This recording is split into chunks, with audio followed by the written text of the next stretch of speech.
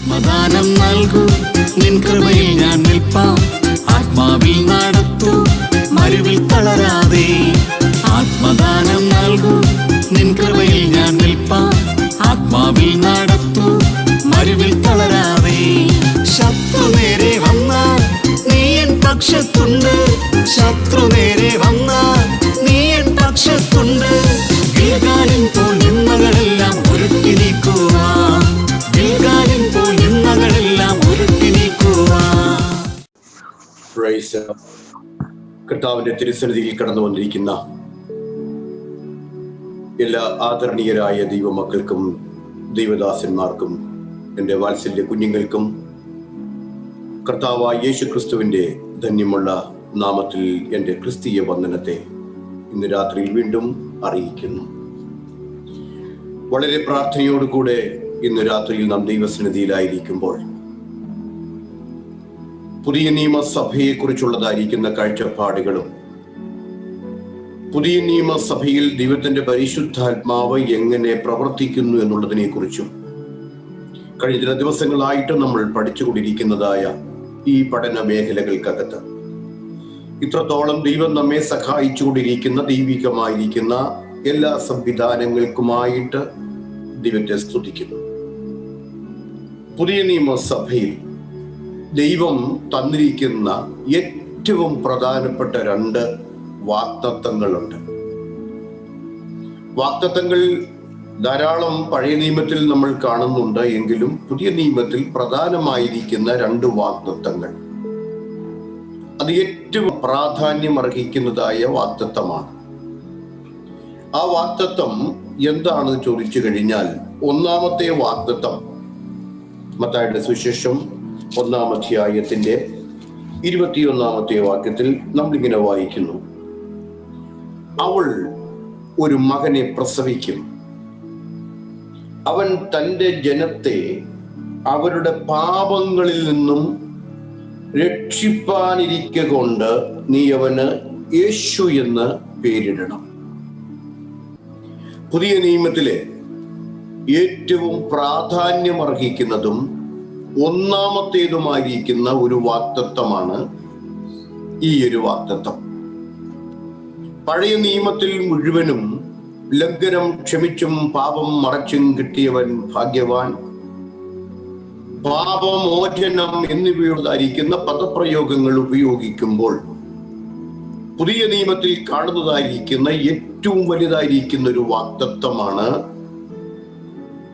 അവൻ തന്റെ ജനത്തെ അവരുടെ പാപങ്ങളിൽ നിന്ന് രക്ഷിപ്പാനിരിക്കൊണ്ട് നീ അവന് യേശു എന്ന് പേരിടണം. അപ്പോൾ പാപങ്ങളിൽ നിന്നും രക്ഷിക്കുന്ന ഒരു ദൈവത്തെ കുറിച്ച് വേദപുസ്തകം പരിചയപ്പെടുത്തുന്നത് പുതിയ നിയമത്തിൽ ഈ ഒരു വാക്യത്തിലാണ്. എന്താണ് ഇങ്ങനെയുള്ളതായിരിക്കുന്ന ഒരു പദപ്രയോഗം പുതിയ നിയമത്തിൽ എഴുതിയിരിക്കുന്നത് ചോദിച്ചു കഴിഞ്ഞാൽ, പഴയ നിയമ കാലഘട്ടത്തിലുള്ളതായിരിക്കുന്ന കവനന്റിനേക്കാൾ മെച്ചമായിരിക്കുന്ന ഒരു സംവിധാനം, മെച്ചമായിരിക്കുന്ന ഒരു മേഖല എന്ന് പറഞ്ഞാൽ, പഴയ നിയമത്തിൽ പരിഹാരത്തിനു വേണ്ടി താൽക്കാലികമായി ഒരുക്കിയിരിക്കുന്ന സംവിധാനമേ ഉണ്ടായിരുന്നുള്ളൂ എങ്കിൽ പുതിയ നിയമത്തിൽ പാപങ്ങളിൽ നിന്നും രക്ഷിപ്പാനുള്ളതായിരിക്കുന്ന ഒരു രക്ഷകൻ കടന്നു വരുന്നതിനെ കുറിച്ച് പ്രതിപാദിക്കുന്ന ഏറ്റവും വലിയൊരു വാഗ്ദത്തം. അപ്പോൾ രക്ഷിക്കപ്പെടുവാൻ ആഗ്രഹിക്കുന്നവരെ രക്ഷിപ്പാൻ തക്കവണ്ണം കഴിയുന്ന തരത്തിലേക്ക് രക്ഷകനായി ഈ താണഭൂമിയിലേക്ക് മനുഷ്യനായി ഇറങ്ങി വന്നതായിരിക്കുന്ന ദൈവമായിരിക്കുന്നവൻ, അവൻ ഒരേ സമയം പൂർണ്ണ മനുഷ്യനായിരിക്കുമ്പോൾ തന്നെ അതേ സമയം പൂർണ്ണ ദൈവമായിരിക്കുന്നവൻ താണഭൂമിയിലേക്ക്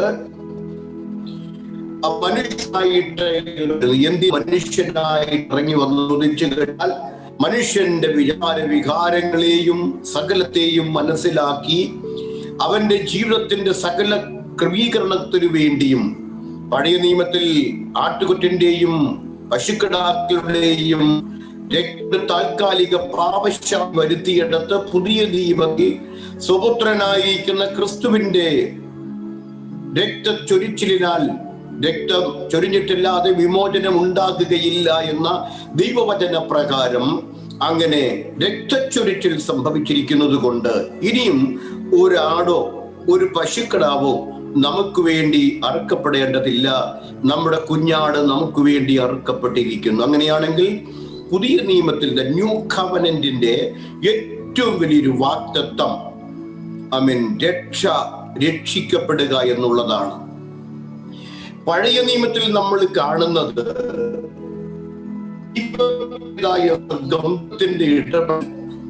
യാക്കോബിന്റെ തലമുറകളായിരിക്കുന്ന ഇസ്രായേൽ ജനത്തോട് മാത്രമായിരുന്നു എങ്കിൽ അവരെയാണ് സ്വജാതിക്കാരെന്നും തന്റെ ജനമെന്നും പരിചയപ്പെടുത്തിയിരിക്കുന്നതെങ്കിൽ പുതിയ നിയമത്തിൽ കടന്നു വന്നപ്പോൾ കാലങ്ങൾ മാറി, സമയങ്ങൾ മാറി, സംഗതികൾ മാറി, സകല ഭാഷകളിൽ നിന്നും വംശങ്ങളിൽ നിന്നും ജാതികളിൽ നിന്നും യഹൂദന്മാരിൽ നിന്നും വെളിച്ചു വേർതിരിക്കപ്പെട്ടതായിരിക്കുന്ന ഒരു കൂട്ടമായിട്ട് ഇത് തീരുവാൻ തക്കവണ്ണം ഇടയായി തീർന്നു. അങ്ങനെയാണെങ്കിൽ ന്യൂ കവനന്റ് എന്ന് പറയുന്നത് പഴയ നിയമത്തിന്റെ അല്ലെങ്കിൽ യഹൂദന്റെ പിന്തുടർച്ചയല്ല. അങ്ങനെ ആരെങ്കിലും ചിന്തിക്കുന്ന തെറ്റിയിട്ടുണ്ട്. യഹൂദന്റെ പിൻതലമുറക്കാരല്ല ക്രൈസ്തവ വിശ്വാസികൾ കർത്താവായ യേശു ക്രിസ്തുവിന്റെ രക്തത്താൽ വീണ്ടെടുക്കപ്പെട്ട ദൈവമക്കളാണ്. അത് ജാതികളിൽ നിന്നും വംശങ്ങളിൽ നിന്നും കുലങ്ങളിൽ നിന്നും ഭാഷകളിൽ നിന്നും എല്ലായിടത്തുനിന്നും കൂട്ടിച്ചേർക്കപ്പെട്ടതായിരിക്കുന്ന ഒന്നാണ് രക്ഷിക്കപ്പെടുക എന്നുള്ളതായിരിക്കുന്ന ഒരർത്ഥത്തിൽ. അങ്ങനെ പുതിയ നിയമത്തിൽ നമുക്ക് ഏറ്റവും തന്നിരിക്കുന്ന വാഗ്ദത്തം എന്താണെന്ന് ചോദിച്ചു കഴിഞ്ഞാൽ അവന്റെ പുത്രന്മാരായി തീരുവാനുള്ളതായിരിക്കുന്ന അവകാശത്തിന്റെ വാഗ്ദത്തമാണ് നമുക്ക് അവൻ നൽകിയിരിക്കുന്നത്. അങ്ങനെയാണെങ്കിൽ ഒന്നാമത്തെ വാഗ്ദത്തം മത്തായിയുടെ സുവിശേഷം 1-ാം അധ്യായത്തിന്റെ 21-ാമത്തെ വാക്യത്തിൽ പ്രതിപാദിച്ചിരിക്കുന്നത് പോലെയാണ്. കർത്താവിന് സ്തോത്രം. ഇനി രണ്ടാമത്തെ വലിയ വാഗ്ദത്തം എന്താണ് ചോദിച്ചാൽ മത്തായിയുടെ സുവിശേഷത്തിൽ തന്നെയുണ്ട്. മത്തായിയുടെ സുവിശേഷം 3-ാം അധ്യായത്തിന്റെ 11-ാമത്തെ വാക്യത്തിൽ നമ്മൾ ഇങ്ങനെ വായിക്കുന്നു. യോഹന്നാനെ കുറിച്ച് വേദപുസ്തകം പരിചയപ്പെടുത്തുന്നു. സ്ത്രീകളിൽ ജനിച്ചവരിൽ യോഹന്നാനേക്കാൾ വലിയവനാരുമില്ല, എന്നാൽ നിങ്ങളിൽ ഏറ്റവും ചെറിയവനോ യോഹന്നാനേക്കാൾ വലിയവനായിരിക്കുന്നു. എന്താണ് അതിന്റെ ആഴത്തിലുള്ളതായിരിക്കും അർത്ഥം എന്ന് നമ്മൾ പരിശോധിക്കുമ്പോൾ ഒരു കാര്യം നമുക്ക് മനസ്സിലാക്കുന്നത്, പഴയ നിയമ ഭക്തന്മാർക്ക് മുഴുവനും ദൈവം കൊടുത്തിരിക്കുന്ന വാഗ്ദത്തങ്ങളും ജയപരാജയങ്ങളും ഈ ഭൂമിയെ സംബന്ധിക്കുന്ന വിഷയവുമായി ബന്ധപ്പെട്ടാണ്. കർത്താവിന് സ്തോത്രം. എന്നുവെച്ചാൽ ഇസ്രായേൽ ജനത്തിന്റെ അവരുടെ പ്രയാണം എന്ന് പറഞ്ഞാൽ മരുഭൂമിയിൽ കൂടെ പ്രയാണം ചെയ്തത് അപ്പുറത്തുള്ളതായിരിക്കുന്ന ഒരു ദേശം, അബ്രഹാമിന് വാഗ്ദത്തം കൊടുത്തതായിരിക്കുന്ന ഒരു ഭൂമിയുടെ ഒരു ഭാഗമായിരിക്കുന്ന ദേശമാണ്. അങ്ങനെയാണെങ്കിൽ അതിനെതിരെ നിൽക്കുന്നതിനോട് പടവെട്ടി പൊരുതി ജീവിപ്പാൻ തക്കവണ്ണവും എന്ന് പറഞ്ഞാൽ ഒരു ചുരുക്കത്തിൽ പറഞ്ഞാൽ പഴയ നിയമ ഭക്തന്മാർക്ക് മുഴുവനും ഒരാശയത്തിൽ പറഞ്ഞാൽ ഭൗതിക ജീവിതത്തിന്റെ നിലവാരത്തിൽ ഉളവാകുന്ന അനുഗ്രഹത്തിന്റെ കലവറകളായിരുന്നു കൊടുത്തിരുന്നത്. അതുകൊണ്ട് അവരുടെ മുമ്പാകെ ശത്രുക്കളെ നിഗ്രഹിക്കുക, മനുഷ്യജാതികളോട് പടവെട്ടുക, യുദ്ധം ചെയ്യുക എന്നിത്യാദി ക്രമീകരണങ്ങൾ പഴയ നിയമത്തിൽ മുഴുവനും നമ്മൾ വായിക്കുന്നുണ്ട്. കനാനിൽ എത്തിക്കുവാൻ തക്കവണ്ണം തടസ്സമായി നിൽക്കുന്ന സകല ജാതികളെയും തകർത്ത് കളയുക, ഭൂമിയെ കൈവശമാക്കുക, ജനത്തെ കൈവശമാക്കുക. അവരുടെ വഴിയാത്രയിൽ ചെങ്കടലുണ്ട്, മരുഭൂമിയുണ്ട്. അവരുടെ മരുഭൂയാത്രയിൽ അവർക്ക് വേണ്ടതായിരിക്കുന്ന സകല ക്രമീകരണങ്ങളും തമ്പുരാൻ കൊടുത്തു. എന്നാൽ പുതിയ നിയമസഭയിൽ കടന്നു വരുമ്പോൾ പുതിയ നിയമസഭയ്ക്ക് പൗലോസ് എഴുതുന്നതായിരിക്കുന്ന ഏറ്റവും വലുതായിരിക്കുന്ന അവന്റെ ലേഖനത്തിൽ ഇങ്ങനെ എഴുതിയിരിക്കുന്നു, നിങ്ങൾക്ക് പോരാട്ടമുള്ളത് ജഡരക്തങ്ങളോടല്ല. കഴിഞ്ഞ ഒരു ദിവസം ജാതികളെ കുറിച്ച് പഠിപ്പിച്ചപ്പോൾ ഞാൻ പറഞ്ഞു, ഒരു കാലഘട്ടത്തിൽ ജാതികൾ എന്ന് പറയുന്നതായിരിക്കുന്നവരുടെ മേൽ ഓരോ ശക്തികൾ വ്യാപരിച്ചിരുന്നു. ആ ശക്തി എന്ന് പറഞ്ഞ ഓരോ ആന്റി സ്പിരിറ്റ് ആയിരുന്നു, അല്ലെങ്കിൽ ഓരോ പൈശാചിക ശക്തിയായിരുന്നു. ആ പൈശാചിക ശക്തികൾ ഓരോരുത്തരുടെ മേലും അവരുടെ ജീവിത ക്രമീകരണങ്ങൾ ശരിയല്ലാഞ്ഞത് കൊണ്ട് അവരുടെ പിതാക്കന്മാരുടെ മേലും തലമുറകളുടെ മേലും വന്ന ചരിത്രം വേദപുസ്തകം നമ്മളെ പഴയ നിയമത്തിൽ പഠിപ്പിക്കുന്നുണ്ട്. എങ്കിൽ പുതിയ നിയമത്തിൽ കടന്നു വരുമ്പോൾ ശത്രുക്കളെ നിഗ്രഹിക്കുക എന്നുള്ളൊരു പദപ്രയോഗം നമ്മൾ കാണുന്നില്ല. ശത്രുക്കളെ സ്നേഹിക്കുക എന്നുള്ളൊരു പദപ്രയോഗം നമ്മൾ വായിക്കുന്നുണ്ട്. എന്നാൽ മറുഭാഗത്ത് വായിക്കുന്നു, നമ്മളുടെ ഈ പ്രത്യാശ നിറഞ്ഞതായിരിക്കുന്ന യാത്രയുടെ മേഖലകളിൽ തടയിടുവാൻ പഴയ നിയമഭക്തന്മാരുടെ മുമ്പാകെ യബൂസ്യ ശക്തി, ഹിവ്യ ശക്തി, പെരിസ്യ ശക്തി, യബൂസ്യ, അങ്ങനെ 7 ശക്തികൾ ഉണ്ടായിരുന്നെങ്കിൽ പുതിയ നിയമത്തിൽ നിത്യതയ്ക്ക് വേണ്ടിയുള്ള പ്രയാണത്തിൽ തടസ്സം നിൽക്കുന്നതായിരിക്കുന്ന അതുപോലെയുള്ള ജഡരക്തങ്ങളല്ല, എന്നാൽ അവരെ അത് ചെയ്യിപ്പിച്ച ദുർശക്തിയുടെ വ്യാപാരങ്ങൾ ഇന്നും നിലനിൽക്കുന്നുണ്ട്. അതുകൊണ്ടാണ് പൗലോസ് എഴുതിയിരുന്നത്, നിങ്ങൾക്ക് പോരാട്ടമുള്ളത് ജഡരക്തങ്ങളോടല്ല, വാഴ്ചകളോടും അധികാരങ്ങളോടും. 4 ക്രമത്തിലുള്ളതായിരിക്കുന്ന പൈശാചിക മേഖലകളെ കുറിച്ച് നമ്മൾ അവിടെ വായിക്കുന്നുണ്ട്. കർത്താവിന്റെ സ്തോത്രം. അതിന്റെ മേൽ ജയമെടുപ്പാനാണ് കഴിയേണ്ടത്. എന്നാൽ പഴയ നിയമത്തിലുള്ളതായിരിക്കുന്ന ശത്രുക്കളെ കുറിച്ച് പറയുന്നു, നിന്നേക്കാൾ വലിപ്പവും പെരുപ്പവും ഉള്ളതായിരിക്കുന്ന ജാതികളെ നിങ്ങൾക്ക് തോൽപ്പിച്ച് കൈയടക്കാനും കീഴ്പ്പെടുത്തി മുന്നേറുവാനും നിങ്ങൾക്ക് കഴിയത്തില്ല. അതുകൊണ്ട് ഞാൻ അവരെ നിങ്ങളുടെ കാൽ കീഴാക്കി തരും, നിങ്ങൾ അതിനെ ജയിക്കേണ്ടതാകുന്നു എന്നുള്ളതായിരിക്കുന്ന പ്രമാണമായിരുന്നു പഴയ നിയമത്തിൽ ഉണ്ടായിരുന്നതെങ്കിൽ പുതിയ നിയമത്തിൽ നമ്മൾ പൊരുതുന്നത് ജഡരക്കളോടല്ല, ഒരു ആത്മീക മേഖലയിലുള്ളതായിരിക്കുന്ന ദുർശക്തിയോടെയാണ്. അപ്പോൾ ദുർശക്തിയോട് പോരാടി നമുക്ക് ജയമെടുപ്പാനൊക്കെ വേണം. മാനുഷിക നിലകളിൽ നമ്മളെ കൊണ്ട് കഴിയത്തില്ല, അത് ദൈവത്തിന് അറിയാം. ഒരു ആത്മീക പോരാട്ടം നടക്കണമെങ്കിൽ, പിശാചിനോട് യുദ്ധം ചെയ്യണമെങ്കിൽ അങ്ങനെയുള്ളതായിരിക്കുന്ന ഒരു ആത്മീക മേഖലകളിലേ നടക്കത്തുള്ളൂ. അതുകൊണ്ട് കർത്താവായ യേശു ക്രിസ്തു രണ്ടാമതായി, അല്ലെങ്കിൽ പുതിയ നിയമത്തിൽ നമുക്ക് ഏറ്റവും രണ്ടാമതായി വാഗ്ദത്തം ചെയ്തതായിരിക്കുന്ന ഏറ്റവും വലിയ പ്രോമിസ് എന്ന് പറഞ്ഞു കഴിഞ്ഞാൽ 3-ാം അധ്യായത്തിന്റെ 11-ാമത്തെ വാക്യമാണ്. ഇങ്ങനെ നാം വായിക്കുന്നു, യോഹന്നാൻ പറയുന്ന ഒരു വാക്ക്, എന്റെ ശുശ്രൂഷയ്ക്ക് ലിമിറ്റേഷൻസ് ഉണ്ട്, എന്റെ ശുശ്രൂഷയ്ക്ക് പരിമിതികളുണ്ട്. എനിക്ക് നിങ്ങളെ വെള്ളത്തിൽ മാനസാന്തരത്തിനായി വെള്ളം സ്നാനം കഴിപ്പിക്കുന്നതേ ഉള്ളൂ. യോഹന്നാൻ പറഞ്ഞു നിർത്തുകയാണ്, എനിക്ക് നിങ്ങളെ മാനസാന്തരത്തിനായിട്ടുള്ള വെള്ളത്തിൽ സ്നാനം കഴിപ്പിക്കാനേ കഴിയൂ. എന്നാൽ അടുത്ത വാക്ക് ഇങ്ങനെ നാം വായിക്കുന്നു, എന്നാൽ എന്റെ പിന്നാലെ വരുന്നവനോ എന്നേക്കാൾ ബലവാനാകും. ആ വാക്ക് അടിവരയിട്ടോണ്, എന്റെ പുറകെ വരുന്നവനോ എന്നേക്കാൾ ബലവാനാകുന്നു. അടുത്ത വാക്ക് ഇങ്ങനെ നാം വായിക്കുന്നു, അവന്റെ ചെരുപ്പ് ചുമക്കാൻ ഞാൻ മതിയായവനല്ല, അവൻ നിങ്ങളെ പരിശുദ്ധാത്മാവിലും തീയിലും സ്നാനം ഏൽപ്പിക്കും എന്നാണ് നമ്മൾ വായിക്കുന്നത്. I indeed baptize you with water unto repentance, but he that cometh after me mightier than I. എന്ന് വായിക്കുന്നത് ആ പദം മൈറ്റിയർ എന്നുള്ളതായിരിക്കുന്ന പദം വലിപ്പമുള്ളവനെന്നല്ല. കർത്താവിന്റെ സ്തോത്രം. He was a mighty person എന്നുള്ളതായിരിക്കുന്ന ആ വാക്കിന്റെ അർത്ഥം മാനുഷികമായിരിക്കുന്ന നിലകളിലും നിലവാരത്തിലും ഒതുക്കുവാൻ കഴിയാത്തതായിരിക്കുന്ന ഒന്ന്. കർത്താവിന്റെ സ്തോത്രം. എന്തായാലും യോഹന്നാനിലും കർത്താവിലും കണ്ടതായിരിക്കുന്ന പ്രത്യക്ഷമായിരിക്കുന്ന വ്യതിയാനങ്ങൾ എന്താണ് ചോദിച്ചു കഴിഞ്ഞാൽ, യോഹന്നാൻ ഒരു ക്രൈസ്റ്റ് ആയില്ല, ക്രിസ്റ്റോസ് ആയില്ല. എന്നാൽ യേശു ക്രിസ്തു, യേശു എന്ന് പറഞ്ഞ കർത്താവ്, അവൻ ക്രിസ്തനായി മാറി, ഒരു അഭിഷിക്തനായിട്ട് മാറി. Price the Lord. യോഹന്നാൻ മരുഭൂമിയിൽ ചെന്ന് വിളിച്ചു പറഞ്ഞു, സർപ്പസന്തതികളെ, വരുവാനുള്ള കോപത്തിൽ നിന്നും വിട്ടൊഴിയുവാൻ നിങ്ങളെ ഉപദേശിച്ചു തന്ന താർ എന്ന് പറഞ്ഞുകൊണ്ട് ചോദിക്കുന്ന ചോദ്യമുണ്ട്. പക്ഷെ അതിന് ഒരു പരിമിതികളുണ്ട് ശുശ്രൂഷയ്ക്കകത്ത്. പക്ഷേ കർത്താവായ യേശു ക്രിസ്തുവിനെ കുറിച്ച് പഠിപ്പിക്കുന്നത്, അവൻ പരിശുദ്ധാത്മാവ് നിറഞ്ഞവനായി യോർദാൻ വിട്ടു. അപ്പോൾ എന്ത് ചെയ്തെന്നറിയാമോ? ദൈവത്തിന്റെ പരിശുദ്ധാത്മാവിൽ അവൻ നിറയപ്പെട്ടവനായി മാറിയപ്പോൾ he is mightier than John.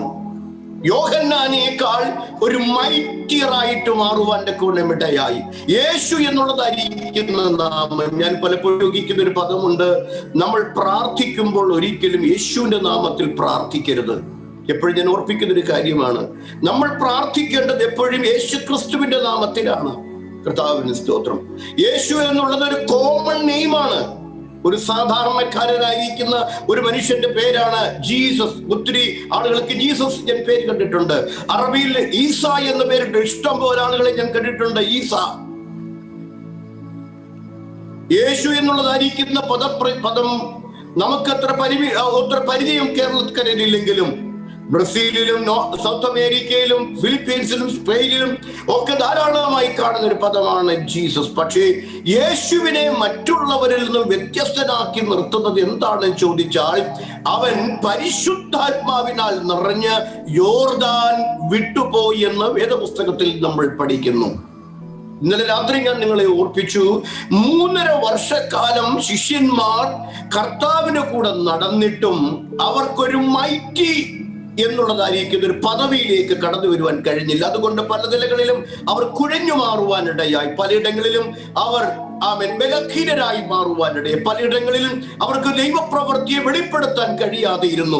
പലയിടങ്ങളിലും അവർ ലജ്ജിച്ച് തലകുമ്പിടേണ്ടതായിട്ട് വന്നു. പലയിടങ്ങളിലും അവർ പരാജിതരായി മാറി. ആ പരാജയപ്പെട്ടതിന്റെ കാരണം എന്താണെന്ന് ചോദിച്ചാൽ, they did not become mighty. കർത്താവിന്റെ സ്തോത്രം. അതുകൊണ്ട് യോഹന്നാൻ പറയുകയാണ്, പഴയ നിയമ വിശുദ്ധന്മാരെക്കാൾ നിങ്ങളെ വ്യത്യസ്തനാക്കുന്ന ഒരു പ്രതലം എന്താണെന്ന് ചോദിച്ചു കഴിഞ്ഞാൽ, എന്റെ പിന്നാലെ വരുന്നവൻ ഈസ് മൈറ്റിയർ ദാൻ മീ. അവനേക്കാൾ അവൻ മൈറ്റിയർ ആണ്. കർത്താവിന്റെ സ്തോത്രം. ഈ ഒരു പദം നമ്മൾ കാണുന്നത് കരുവേലകത്തിന്റെ കീഴിൽ ഇരിക്കുന്ന ഗിദെയോനെ വിളിക്കുന്ന ഒരു പദമുണ്ട്, ഓ മൈറ്റ് മാൻ ഓഫ് ഗോഡ്. കർത്താവിന്റെ സ്തോത്രം. Praise the Lord. ജോസഫിന്റെ ജനനത്തിൽ മാതാപിതാക്കന്മാർ അവനെ ഒരു മൈറ്റി ചൈൽഡ് ആയിട്ട് കണ്ടു, തേജസ്സുള്ള ഒന്നായിട്ട് കണ്ടു. അങ്ങനെയാണെങ്കിൽ തേജസ്സോടുകൂടെ നിലകൊള്ളുവാൻ തക്കവണ്ണം കഴിയുന്നതായിരിക്കുന്ന ഒരു മേഖല എപ്പോഴുണ്ടാകും എന്ന് ചോദിച്ചു കഴിഞ്ഞാൽ, യോഹന്നാൻ പറയുന്നു, എന്റെ പിന്നാലെ വരുന്നവന്റെ കാലിന്റെ ചെരുപ്പ് അഴിപ്പാൻ തക്കവണ്ണം എനിക്ക് കഴിയുന്നില്ല.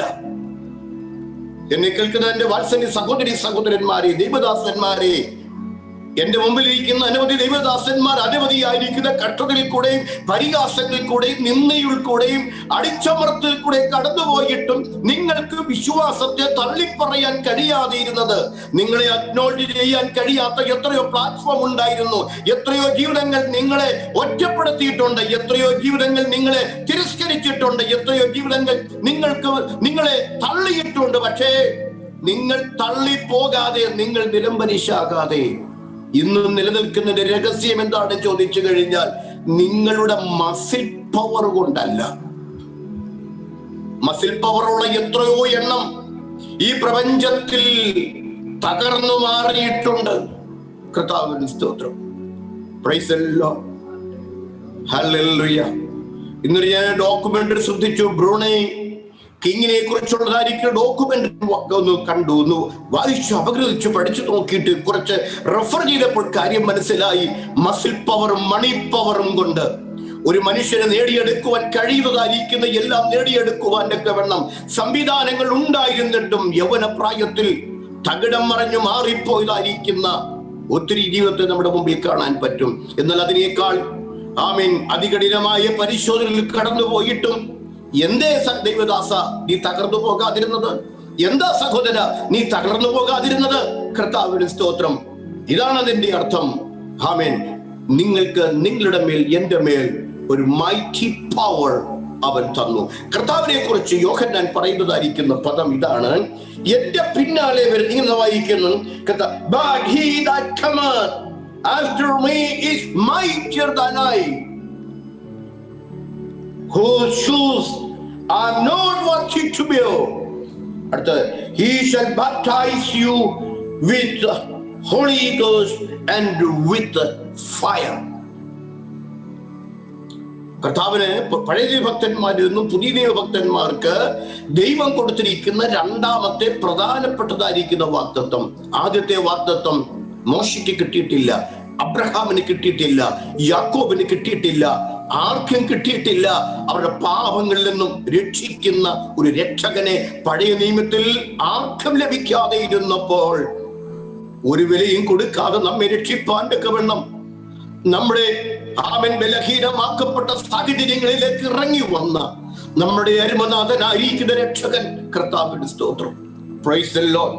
ലോകത്തിന്റെ മുമ്പിൽ ഒന്നിനും കൊള്ളിക്കാൻ കഴിയാതെ ഇരുന്നവരെ, ഹല്ലേലൂയ, ലോകത്തിന്റെ മുമ്പിൽ പല ഇടങ്ങളിലും നമ്മെ മാനപാത്രങ്ങളാക്കി മാറ്റുവാൻ വേണം ഇടയായി തീർന്നത്, രക്ഷിക്കുവാൻ വേണം നമുക്ക് വേണ്ടി താണഭൂമിയിലേക്ക് ഇറങ്ങി വന്ന ആ ദൈവ ഓമനകുമാരന്റെ രക്ഷയുടെ ദൗത്യം നമ്മുടെ മേൽ അവൻ ആവർത്തിക്കപ്പെടുവാൻ ഇടയായെങ്കിൽ രണ്ടാമത്തെ വാഗ്ദത്തമാണ്, അവൻ നിങ്ങളെ പരിശുദ്ധാത്മാവിലും തീയിലും സ്നാനം കഴിപ്പിക്കും. രണ്ടാമത്തെ വാഗ്ദത്തമാണ് പരിശുദ്ധാത്മാവിലുള്ളതായിരിക്കുന്ന സ്നാനം. കർത്താവിന് സ്തോത്രം. വേദപുസ്തകത്തിൽ ഞാനൊരു മൂലഭാഷയിൽ ഞാൻ ഇന്ന് പരിശോധിച്ച് നോക്കിക്കഴിഞ്ഞപ്പോൾ കർത്താവിന് സ്തോത്രം, എവിടെയൊക്കെ സ്നാനം എന്നെഴുതിയിരിക്കുന്നുവോ അവിടെയൊക്കെ പഴയ ഭാഷയിലും ചില ബൈബിൾ ഭാഷാന്തരത്തിലും ഞാൻ കണ്ടിട്ടുള്ളത് മുഴുവനും ഇമേഴ്സ് എന്നൊരു പദം അവിടെ ഉപയോഗിച്ചിരിക്കുന്നത്. ഇമേഴ്സ് എന്നുള്ളതായിരിക്കുന്ന പദം വളരെ ബാപ്റ്റൈസ് ഉള്ളതായിരിക്കുന്ന പദം കൊണ്ട് മനസ്സിലാക്കാൻ കഴിയാതിരിക്കുന്ന പ്രിയപ്പെട്ടവർക്ക് വളരെ പെട്ടെന്ന് മനസ്സിലാകും. ഇമേഴ്സ് എന്നുള്ളതൊരു പദം കൊണ്ട് എന്താണ് അർത്ഥമാക്കുന്നത്. ഇമേഴ്സ് എന്നുള്ളതായിരിക്കുന്ന പദം എന്ന് പറഞ്ഞു കഴിഞ്ഞാൽ പൂർണ്ണമായിട്ടും നിമജ്ജനം ചെയ്യുക എന്നുള്ളതാണ്. വാക്ക് ദൈവമക്കൾ മറക്കരുത്. കർത്താവിന്റെ സ്തോത്രം. പൂർണ്ണമായിട്ടും നിമജ്ജനം ചെയ്യുക എന്നുള്ളൊരു പദപ്രയോഗമാണ് ഉപയോഗിച്ചിരിക്കുന്നതെങ്കിൽ ഇവിടെ നമ്മൾ ആ വാക്യം, നമ്മൾ ആപ്റ്റായിരിക്കുന്ന ആ വാക്യം നമ്മളത് എഴുതി ചേർക്കുന്നു. അവൻ നിങ്ങളെ പരിശുദ്ധാത്മാവിലും തീയിലും നിമജ്ജനം ചെയ്തിരിക്കും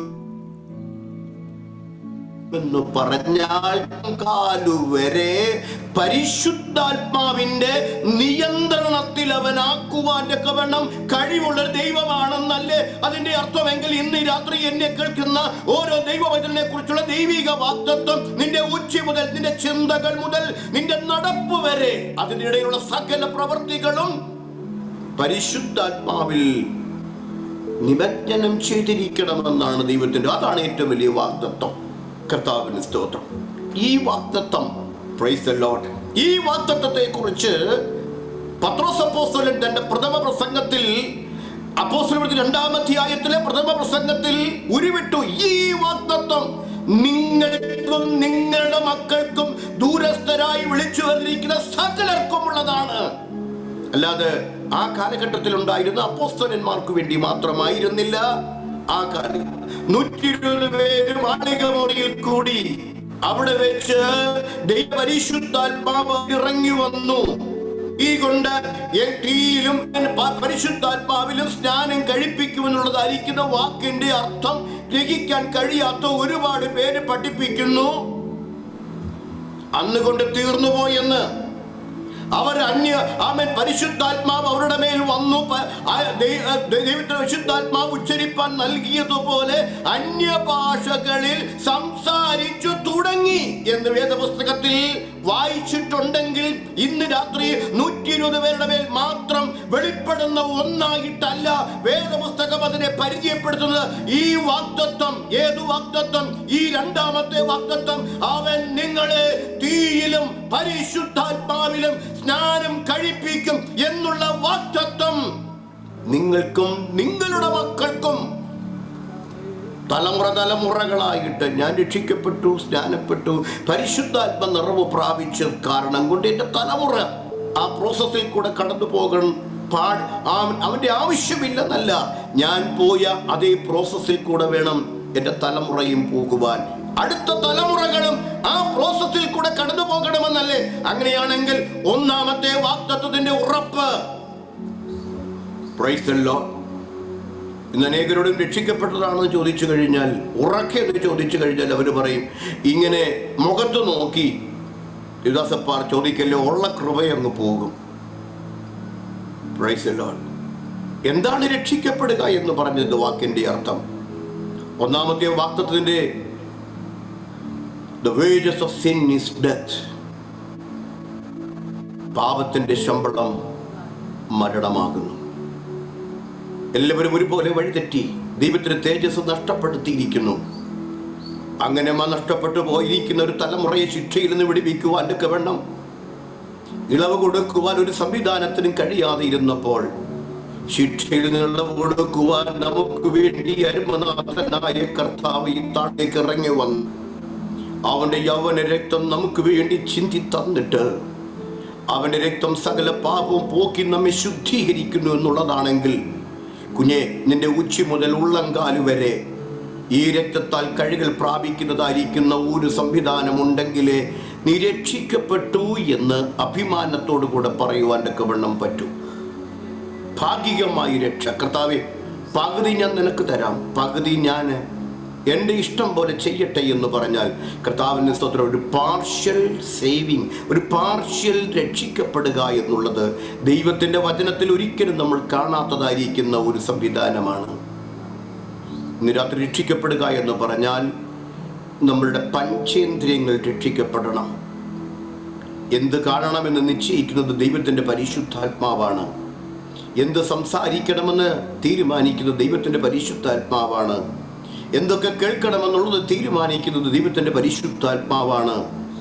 എന്തൊക്കെ നമ്മൾ മണക്കണമെന്നുള്ളത്, ശ്വസിക്കണമെന്നുള്ളത്, അല്ലെങ്കിൽ സുഗന്ധം എന്തൊക്കെ നമ്മൾ മണക്കണമെന്നുള്ളത് തീരുമാനിക്കേണ്ടത് ദൈവത്തിൻ്റെ പരിശുദ്ധാത്മാവാണ്. എവിടെയൊക്കെ സ്പർശിക്കണമെന്നുള്ളത് തീരുമാനിക്കുന്നത് ദൈവത്തിൻ്റെ പരിശുദ്ധാത്മാവാണ്. ഇതാണ് ബുദ്ധിമേഖലകൾക്കകത്ത് ദൈവത്തിൻ്റെ പരിശുദ്ധാത്മാവ് പ്രവർത്തനം കടന്നു വരുമ്പോൾ രക്ഷിക്കപ്പെടുക എന്നുള്ള വാക്കിൻ്റെ അർത്ഥം ശിക്ഷയിൽ നിന്നും ഒഴിവാക്കുക എന്നുള്ള ശിക്ഷ അവിടെ അത് ന്യൂട്രലൈസ് ചെയ്യുന്നു. ഇത് രക്താംബരം പോലെ കടിച്ചുവപ്പായിരുന്നാലും ഞാൻ അതിനെ ഹിമം പോലെ വെളുപ്പിക്കും. ദൈവത്തിൻ്റെ വചനം പഠിപ്പിക്കുമെങ്കിൽ അതിനകത്ത് തന്നെ ഒരു ആശയമുണ്ട്. കർത്താവിൻ്റെ സ്തോത്രം.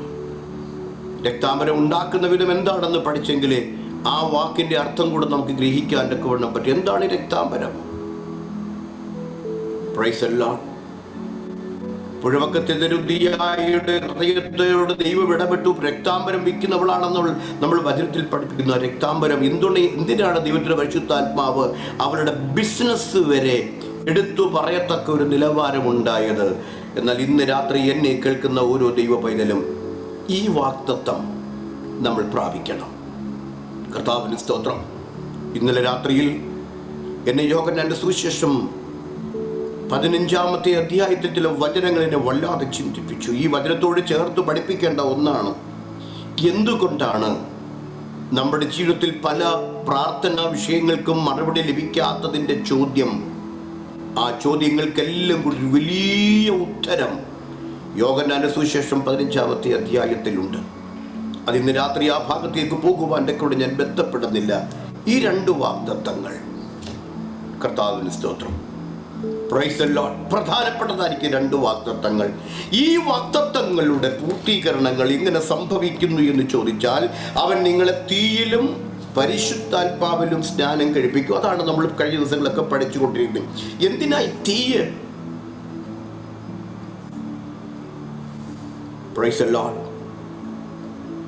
ഹല്ലേലൂയ. പഞ്ചഭൂതങ്ങളുണ്ട് ഈ ലോകത്തിൽ. അതിനകത്ത് ഏറ്റവും പ്രാധാന്യമർഹിക്കുന്ന ഒന്നാണ് തീ. ജലത്തിൽ മലിനത കലക്കിയാൽ അത് ജലം മലിനമാകും. വായുവിൽ പൊടിപടലങ്ങൾ പടർന്നാൽ വായു മലിനമാകും. മറ്റുള്ളതായിരിക്കുന്ന എല്ലാ കാര്യങ്ങളും മലിനപ്പെടുന്നതാണെങ്കിൽ തീയെ മലിനപ്പെടുത്തുവാൻ തക്കവണ്ണം ഒന്നിനും കഴിയില്ല. പരിശുദ്ധാത്മാവിനെ മലിനപ്പെടുത്തുവാൻ ഒരു ശക്തിക്കും കഴിയത്തില്ല. അവൻ മലിനതകളെ മാറ്റുന്നതാണ് ദൈവത്തിൻ്റെ പരിശുദ്ധാത്മാവ്. അതെങ്ങനെ ചെയ്യണം, ആ സമീപനം എങ്ങനെയായിരിക്കണമെന്ന് കൂടെ ചിന്തിച്ചിട്ട് ഇന്ന് രാത്രി എൻ്റെ വാക്കുകളെ ഞാൻ ചുരുക്കുവാൻ ആഗ്രഹിക്കുന്നു. അതിന് ആധാരമായിട്ട് യിരെമ്യാവിൻ്റെ പ്രവചനത്തിൽ നിന്നൊരു വാക്യം നമ്മൾ എടുക്കാൻ ആഗ്രഹിക്കും. യിരെമ്യാവിൻ്റെ പ്രവചനം, കർത്താവിന് സ്തോത്രം, 29-ാമത്തെ അധ്യായത്തിൻ്റെ ഒരു വാക്യം ഞാൻ നമ്മുടെ ചിന്തയിലേക്ക് കൊണ്ടുവന്നിട്ട് ഇന്നത്തെ ഈ വചന ശുശ്രൂഷ ഇവിടെ നിർത്തുവാൻ കൊണ്ടും ആഗ്രഹിക്കുന്നു. അതിൻ്റെ 29-ാം അധ്യായത്തിൻ്റെ 13-ാമത്തെ വാക്യം,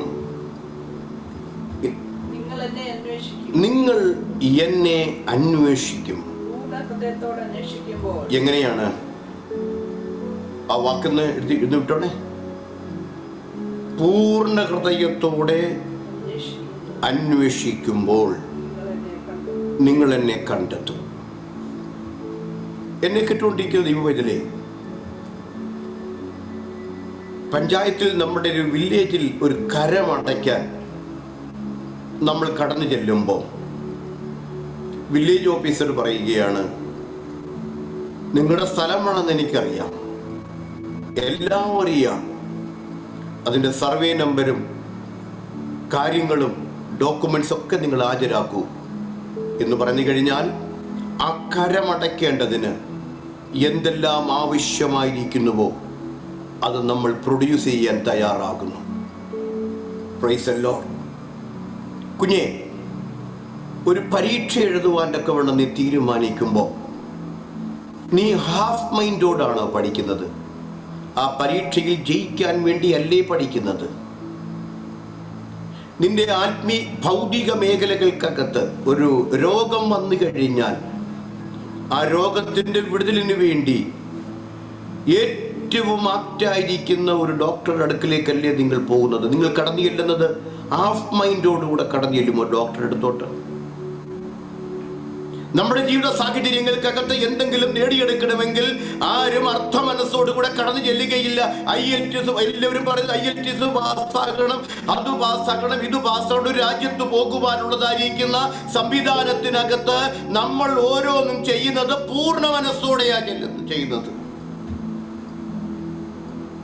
പക്ഷെ ഇരമ്യാ പ്രവാചകൻ പറയുന്നൊരു കാര്യമുണ്ടല്ലോ. ഇരമ്യാ പ്രവാചകൻ പറയുക, നിങ്ങൾ എന്നെ അന്വേഷിക്കും. എങ്ങനെ അന്വേഷിക്കണമെന്നാണ് ഇവിടെ നമ്മൾ വായിക്കുന്നത്. 29-ാം അധ്യായത്തിൽ 13-ാമത്തെ വാക്യം, and ye shall seek me and find me. എപ്പോഴാണെന്നറിയാമോ? when you shall search for me with all your heart. കർത്താവിന് സ്തോത്രം. Praise the lord. അടിവരയിട്ടോണം. ഇന്ന് രാത്രികാലം ദൈവത്തിന്റെ സാന്നിധ്യം അനുഭവിപ്പാനൊക്കെ വേണം വെമ്പൽ കൊള്ളുന്നതായിരിക്കുന്ന ദൈവമക്കളാ നമ്മൾ എങ്കിൽ ഇന്ന് രാത്രി ദൈവത്തിന്റെ പരിശുദ്ധാത്മാവ് നമ്മളോട് ഓരോരുത്തരോട് ചോദിക്കുകയാണ്, എങ്ങനെയാണ് നാം ദൈവത്തിന്റെ അടുക്കിലേക്ക് കടന്നു വരുന്നത്? നിങ്ങൾ എന്നെ പൂർണ്ണ ഹൃദയത്തോടെ അന്വേഷിച്ചാൽ കണ്ടെത്തും. എത്ര അർത്ഥവത്തായിരിക്കുന്ന ഒരു വാക്കാണ്. കർത്താവിന് സ്തോത്രം. ഞാൻ ചോദിക്കട്ടെ, എത്ര പേർ നമുക്ക് ഒത്തിരി സംവിധാനങ്ങൾക്ക് മറുപടി ലഭിക്കണമെന്ന് ആഗ്രഹിക്കുന്നു. പക്ഷേ ഇരമ്യാ പ്രവാചകൻ പറയുകയാണ്, when you shall search for me with all your heart, നിങ്ങൾ എന്നെ അന്വേഷിക്കും. പൂർണ്ണ ഹൃദയത്തോടെ അന്വേഷിക്കുമ്പോൾ നിങ്ങൾ എന്നെ കണ്ടെത്തും. ആ പൂർണ്ണത വരാത്തത് കൊണ്ടാണ് നമ്മൾക്ക് പല മേഖലകൾക്കകത്തും ഈ ദൈവത്തെ ദൈവമായി കണ്ടെത്തുവാൻ നമ്മളെ കൊണ്ട് കഴിയാതെ ഇരിക്കുന്നുള്ള സത്യം ഇന്ന് രാത്രി തിരിച്ചറിയുവാൻ കഴിയുന്ന ദൈവമക്കൾക്കായിട്ട് ഞാൻ ദൈവത്തെ സ്തുതിക്കുന്നു. You leave everything behind you.